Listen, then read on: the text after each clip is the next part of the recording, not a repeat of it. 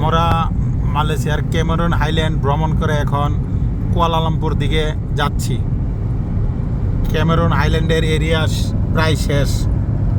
আমরা এখন কুয়ালালামপুর প্রবেশ করব আর কিছুক্ষণ পরে।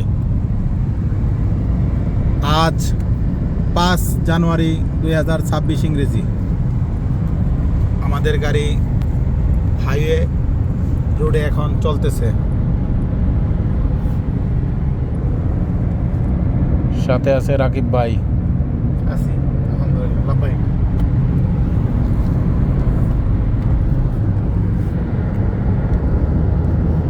ভাই আমি দেখতে দেন ভাই, অ্যাক্সিডেন্ট করাবেন না এই রোডের মধ্যে। এই যে আছে রবিউল্লাহ ভাই। ভাই ভ্রমণ কেমন হয়েছে? আলহামদুলিল্লাহ ভালো। ঠিক আছে ভাই।